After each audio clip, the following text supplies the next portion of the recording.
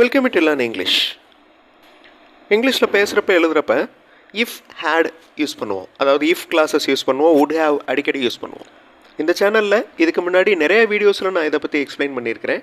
இது ஒரு முக்கியமான கிராமர் அப்படிங்கிறதுனால அடிக்கடி யூஸ் பண்ணுவோம். அப்படிங்கிறதுனால அகைன் நிறைய எக்ஸாம்பிள்ஸோடு பார்க்கலாம். நீங்கள் சீக்கிரமே போயிருந்தீங்கன்னா நமக்கு டிக்கெட் கிடச்சிருக்கும். அவன் சரியாக பதில் சொல்லியிருந்தால் ஃபுல் மார்க் வாங்கியிருப்பான். இந்த மாதிரி நம்ம பேசுவோம். இது எல்லாமே அந்த இஃப் ஹேட் அதே மாதிரி வுட் ஹேவ் யூஸ் பண்ணி தான் சென்டென்சஸ் ஃப்ரேம் பண்ண முடியும். ஸோ இந்த மாதிரி எக்ஸாம்பிள்ஸில் பார்க்குறப்ப உங்களுக்கு ஈஸியாக புரியும். உங்களாலையும் இதே மாதிரி சென்டென்சஸ் ஃப்ரேம் பண்ண முடியும். Hi, welcome to the channel Sentax. உங்களுடைய ஸ்போக்கன் இங்கிலீஷ் ஸ்கில் டெவலப் பண்ணுறதுக்கு வீடியோஸ் அப்லோட் பண்ணிட்டு வரேன். ப்ராக்டிஸ் பண்ணிட்டே இருங்க, கண்டிப்பாக டெவலப்மெண்ட் இருக்கும். ஸோ வுட் ஹேவ் அப்படின்னா என்ன அர்த்தம்? இருந்திருக்கலாம் அப்படின்னு அர்த்தம். ஒரு செயல் அல்லது ஒரு வேலை அப்படி இருந்திருக்கணும், பட் அப்படி இல்லை அப்படின்னா என்ன சொல்லுவோம்? இருந்திருக்கலாம், இந்த மாதிரி இருந்திருக்கலாம் அப்படின்னு சொல்லுவோம்ல, அதுக்கு தான் வுட் ஹேவ் யூஸ் பண்ணுவோம். பாஸ்ட் பார்ட்டிசிபிள் இதை பற்றி நான் நிறைய வீடியோஸில் எக்ஸ்பிளைன் பண்ணியிருக்கிறேன். இது ரொம்ப இம்பார்ட்டண்ட். அதாவது ஒரு வேர்பு, ஒரு வேலையை குறிக்கும் வார்த்தையோட பாஸ்ட் டென்ஸ் கண்டிப்பாக தெரிஞ்சிருக்கணும், பாஸ்ட் பார்ட்டிசிபிள் கண்டிப்பாக தெரிஞ்சிருக்கணும். இந்த பாஸ்ட் டென்ஸ் பாஸ்ட் பார்ட்டிசிபிளில் தான் நம்ம அடிக்கடி யூஸ் பண்ணுவோம். இப்போ பிரிங் அப்படின்னா என்ன அர்த்தம்? கொண்டு வர்றது. ப்ராட் அப்படின்னா கொண்டு வந்தேன், பாஸ்ட் டென்ஸ் கடந்த காலம். அதனுடைய பாஸ்ட் பார்ட்டிசிபிள் என்ன? ப்ராட். இந்த மாதிரி உங்களுக்கு சொல்ல தெரியணும். இது ஆன்லைனில் இருக்குது, டிக்ஷனரியில் ஃபர்ஸ்ட் பேஜ் இல்லைன்னா லாஸ்ட் பேஜில் இருக்கும். ஏன் பாஸ்ட் பார்ட்டிசிபிள் பற்றி தெரிஞ்சுக்கிறணும்? ஏன்னா வுட் ஹேவ், அந்த ஹேவ்ங்கிற வார்த்தைக்கு அடுத்து பாஸ்ட் பார்ட்டிசிபிள் வேர்பை தான் நம்ம யூஸ் பண்ண போகிறோம். அதனால் ஒவ்வொரு வேர்புக்கும் பாஸ்ட் பார்ட்டிசிபிள் தெரிஞ்சிருக்கணும். இந்த ப்ரொனவுன்ஸ் எல்லாம் உங்களுக்கு தெரிஞ்சிருக்கும் ஆல்ரெடி. ஐ அப்படின்னா நான், ஹீ அப்படின்னா அவர் அவன், ஷீ அப்படின்னா அவள், அதே மாதிரி தே ஹிம் ஹர் தம், ஹூம் ஹூஸ், இது எல்லாமே உங்களுக்கு ஆல்ரெடி தெரிஞ்ச ப்ரொனவுன்ஸ். இப்போ சென்டென்ஸில் நம்ம யூஸ் பண்ணுவோம் வுட் ஹேவ் அப்படிங்கிற வார்த்தைகளை. ஐ வுட் ஹேவ் கான் அப்படின்னா என்ன அர்த்தம்? நான் போயிருந்திருக்கலாம் அப்படின்னு அர்த்தம். ஆனால் உண்மையிலே போகலை அப்படிங்கிறது தானே அர்த்தம். உண்மையிலே போகலை, ஆனால் நம்ம என்ன சொல்லுவோம்? நான் போயிருந்திருக்கலாம், அந்த இடத்துக்கு செய்திருக்கலாம், போயிருந்திருக்கலாம், வந்திருக்கலாம் அப்படிங்கிறதுக்கு வுட் ஹேவ் யூஸ் பண்ணலாம். I would have gone. அந்த கான் அப்படிங்கிற வார்த்தையை பாருங்கள், அது பாஸ்ட் பார்ட்டிசிபிள். எதனுடைய பாஸ்ட் பார்ட்டிசிபிள்? கோ அப்படிங்கிற வேர்போட பாஸ்ட் பார்ட்டிசிபிள். கோ அப்படிங்கிறது ப்ரெசன்ட் ஃபார்ம், பாஸ்ட் டென்ஸில் வெண்ட், பாஸ்ட் பார்ட்டிசிபிளில் gone. I would have gone, நான் போயிருந்திருக்கலாம். எனக்கு நேரம் இருந்திருந்தால், இது எப்படி சொல்கிறது? If I had time. இந்த இடத்துல இஃப் கிளாஸ் யூஸ் பண்ணுறோம், if conditions. If I had time, எனக்கு நேரம் இருந்துருந்துச்சுன்னா ஐ வுட் ஹேவ் கான், நான் போயிருந்திருக்கலாம். If I had time I would have gone, நான் நேரம் இருந்துருந்துச்சுன்னா போயிருப்பேன். Okay, if I had time I would have gone, எனக்கு நேரம் இல்லை அப்படின்னு அர்த்தம்.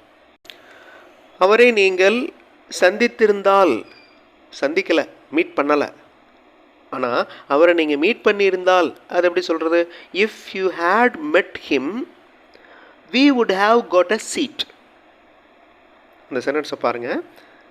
if you had met him, past tense, had அப்படிங்கிறது past tense. if you had met him we would have got a seat.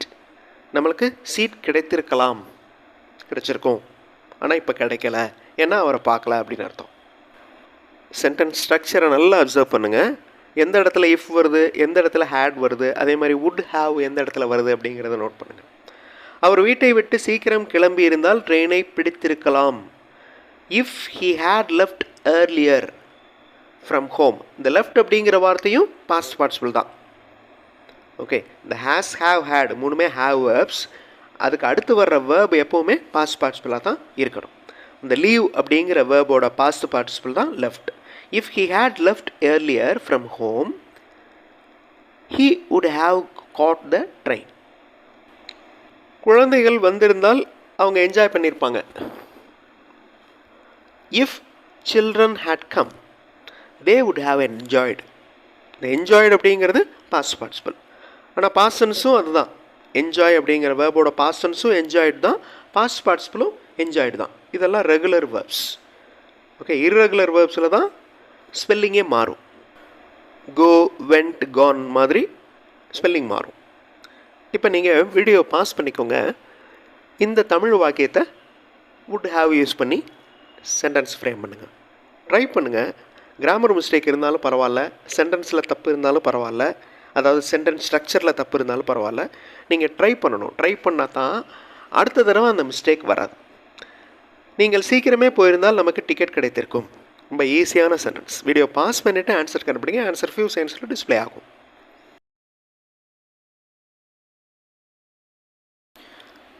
If you had gone earlier, நீங்கள் சீக்கிரமே போயிருந்தால், அந்த போயிருந்தால் அப்படிங்கிறது தான் இஃப்.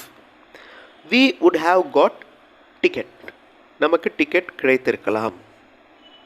இப்போ டிக்கெட் கிடைக்கலன்னு அர்த்தம், சீக்கிரம் போகலை அதனால் டிக்கெட் கிடைக்கல அப்படின்னு அர்த்தம். Actual meaning if you had gone earlier we would have got ticket. Video pause பண்ணிவிட்டு இந்த சென்டென்ஸை ஃப்ரேம் பண்ணுறதுக்கு ட்ரை பண்ணுங்கள். would have யூஸ் பண்ணுங்கள், if யூஸ் பண்ணுங்கள். கிராமர் மிஸ்டேக் இருந்தாலும் பரவாயில்ல, நீங்கள் ட்ரை பண்ணணும். ஓகே, சென்டென்ஸை ஃப்ரேம் பண்ணணும். That's very important. That's the practice. அவன் சரியாக பதில் அளித்திருந்தால் முழு மதிப்பெண் வாங்கியிருப்பான். சரியாக பதில் சொல்லலை, அதனால் முழு மதிப்பெண் வாங்கலை அப்படின்னு அர்த்தம். ஸோ இந்த சென்டென்ஸை வீடியோ பாஸ் பண்ணிவிட்டு ஃப்ரேம் பண்ணுங்கள். ஆன்சர் ஃபியூ செகண்ட்ஸில் டிஸ்பிளே ஆகும்.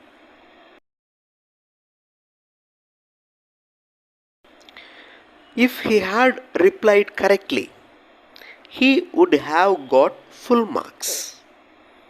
Reply அப்படிங்கிற வேர்போட past participle replied. Past tense replied தான். If he had replied correctly, he would have got. Okay, get அப்படிங்கிற வேர்போட past participle got. He would have got full marks. Last sentence. நாம் முன்னதாக கவனித்திருந்தால் அதை நாம் சரி செய்திருக்கலாம். ஸோ கவனிக்கிறதுக்கு இங்கிலீஷில் என்ன யோசிங்க. முன்னதாக அப்படின்னா அதை நாம் சரி செய்திருக்கலாம். ஓகே, சரி செய்திருக்கலாம். இங்கிலீஷ் டேர்ம்ஸ் என்ன? வீடியோ பாஸ் பண்ணிவிட்டு ஆன்சர் கண்டுபிடிங்க. ட்ரை பண்ணுங்கள், கண்டிப்பாக உங்களால் முடியும். ஆன்சர் ஃபியூ செகண்ட்ஸில் டிஸ்பிளே ஆகும். ஆன்சர் பார்த்து தெரிஞ்சுக்கலாம் அப்படின்னு நினைக்க வேண்டாம். நீங்கள் ட்ரை பண்ணி அதில் என்ன மிஸ்டேக் வருதுங்கிறத பார்த்தா தான் உங்களுக்கு ப்ராக்டிஸ் ஆகும். வீடியோ பாஸ் பண்ணிக்கோங்க. ஆன்சர் ஃபியூ செகண்ட்ஸில் டிஸ்பிளே ஆகும்.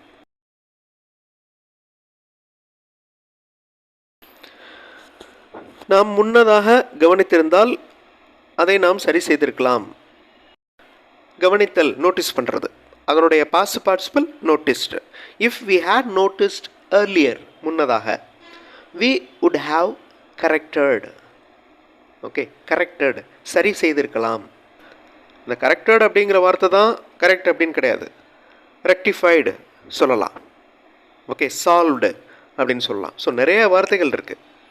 So vocabulary is also very important to frame more sentences.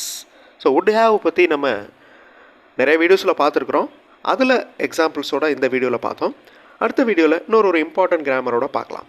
Thanks for வாட்சிங் and thanks for your valuable comments.